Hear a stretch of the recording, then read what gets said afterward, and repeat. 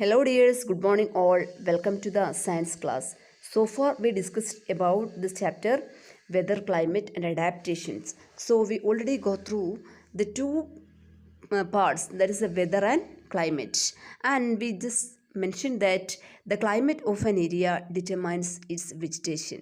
Vegetation determines the biodiversity. Biodiversity means the varieties of plants and animals present in an area. So climate and adaptation is one of the important term that we are going to study as the next part of our chapter. So adaptation, the term adaptation that we studied in 6th standard. What is it? The specific features of certain habits which enable a plant or an animal to withstand in its surrounding.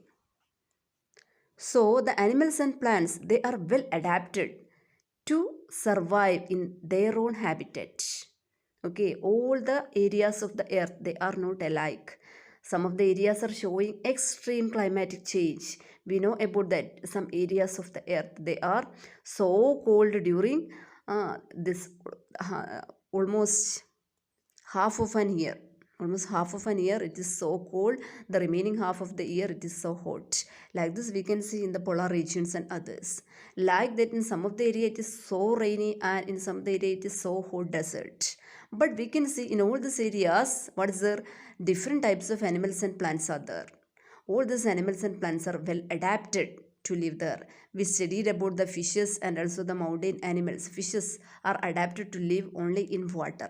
Like that, the two extreme climatic changes, the two areas with extreme climatic changes, they are the polar regions and tropical rainforests.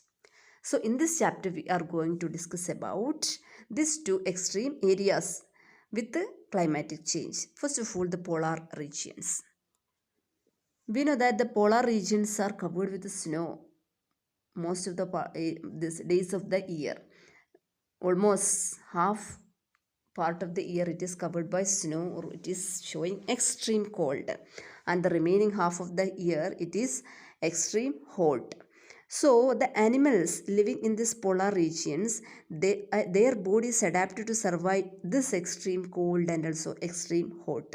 Can you say what are the animals usually present in polar areas? That is a polar bear and also penguins. Polar bear, this the body of this polar bear is just like a snowball. When we are looking in and watching in Animal Planets and others, we can see like that of a white ball is moving. That is the background, this body feature of this polar bear. The body of this polar bear, that is covered with white fur. White fur means white hair, and which is not easy to identify by the predators and others. Because snowy background is there, the body is also covered by white snow-like feather. And also it has a very strong sense of smell, which help the bear to locate and catch its prey. And it has long, curved and sharp claws. Claws means over the fingers we can see the claws, nakhangal. Okay, this claws help this animal to catch its prey, and also these claws help to get a grip for walking over the snowy areas. Then it has a thick layer of fat under the skin. Just under below the skin there is a thick layer of fat which help this polar bear to protect, to make its body as well insulated. That means keep its body as so warm. And again we can see it has two thick layers of fur. Not only a single layer of fur, but two layers of fur is there. Hair is there, which makes the body of this polar bear so warm. Okay, these are the main features of polar bear. Like this we can see the penguin. Penguins are also usually huddling each other. That means they are always working together to make their body as warm. Then some other animals are also there living in this polar region.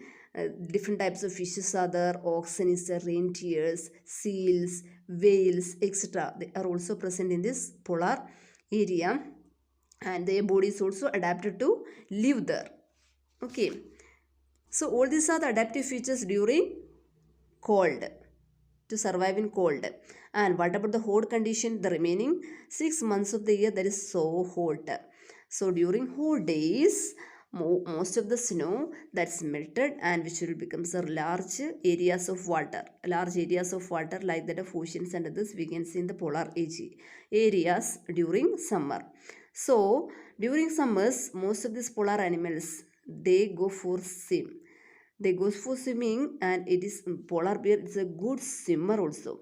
So most of the time they will spend in water to survive in this extreme hot.